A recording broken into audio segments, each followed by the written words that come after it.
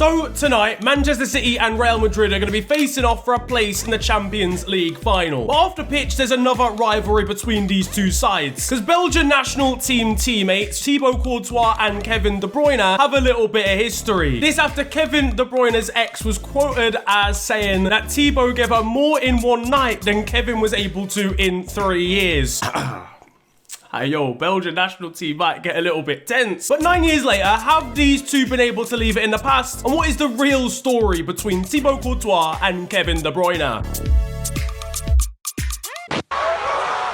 Yeah, that's a little bit better now. This context provides so much explanation for the first leg as well. That of course ended 1-1 thanks to goals from Vinicius Jr. and Kevin De Bruyne. Only Thibaut Courtois can have Kevin strike a ball that hard. He hit that thing with the power of his backup Tinder account. If I'm Kevin De Bruyne, I'm waiting outside in the car park afterwards. Now once again, the reason for this beef comes down to an incident that happened back in 2014, where I want to say both were playing for Chelsea at the time. Don't think De Bruyne had left Chelsea at this stage. A mutual hatred sort of built because of the fact that Kevin De Bruyne's ex ended up having an affair with Thibaut Courtois. Now it's worth knowing, apparently or allegedly in this situation, the relationship was already on the rocks, but it was crazy because these two were teammates both internationally and at club level. It was a dramatic situation for both of them, two that had got on calmly before this point, and now suddenly Kevin was getting pushed away by his teammates as he tried to land one on Thibaut. Let me talk! Let me talk! I can't imagine he's too pleased when he has to use Real Madrid playing FIFA. This guy fell to his knees just by scoring against Thibaut. This is personal. This guy's gone through hell. All it needed was Fabrizio Romano announcing it afterwards. Here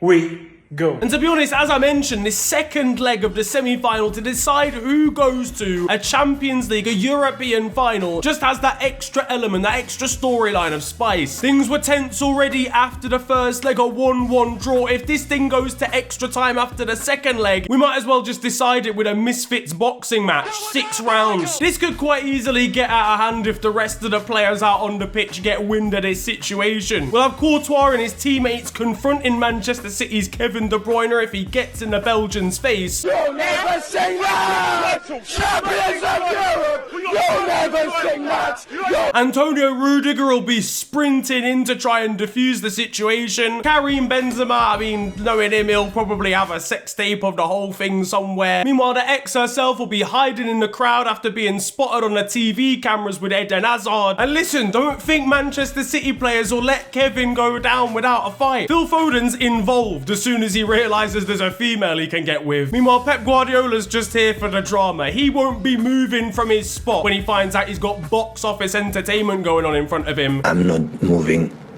from this seat. That's until he gets chased down by Real Madrid's squad for getting involved unnecessarily. Why are you running? Florentino Perez is probably still pushing for a European Super League, but I've got a new money-making venture for you right here, boss. Just let these two go at each other a couple of times a season, put it on pay-per-view, and genuinely you'll make the same amount of money. I mean, it must have caused a crazy amount of friction at the time. Well, I mean, after Thibaut woke up in the morning next to her and realized what he'd done.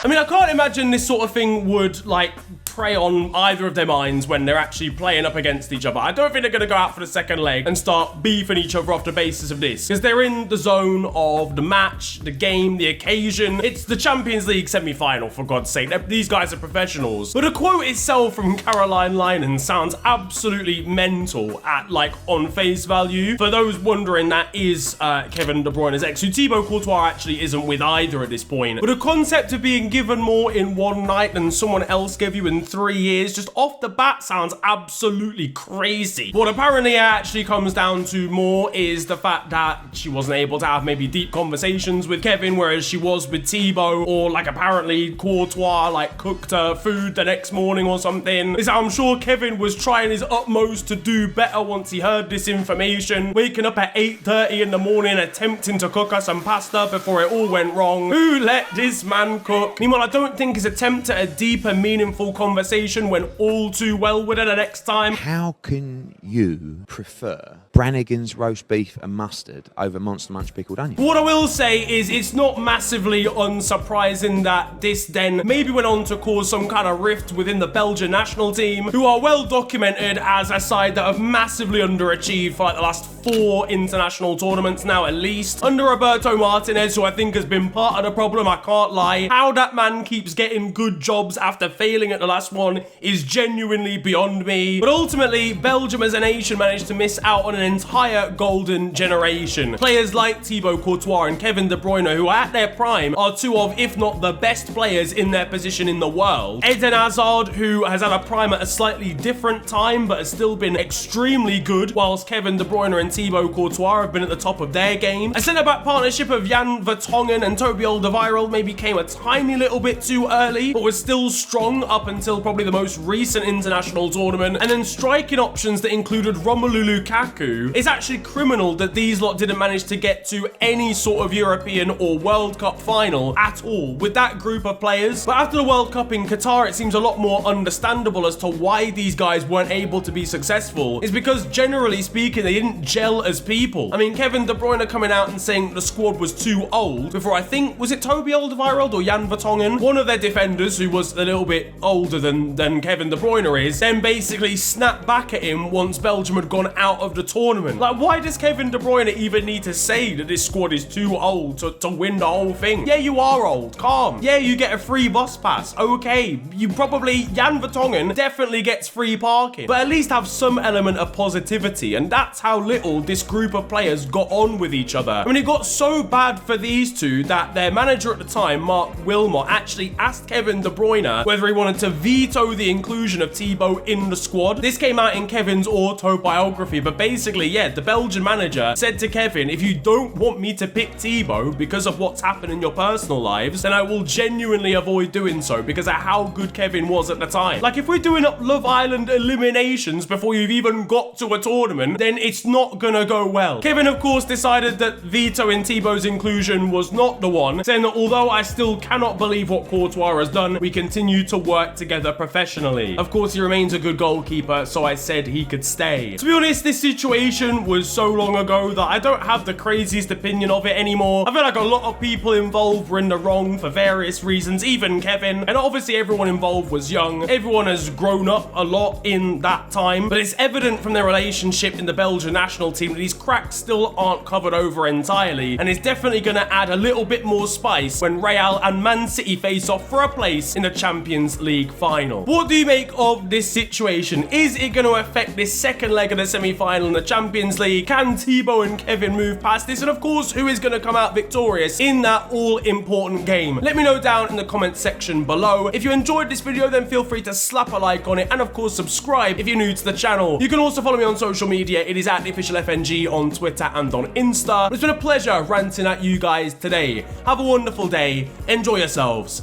and goodbye.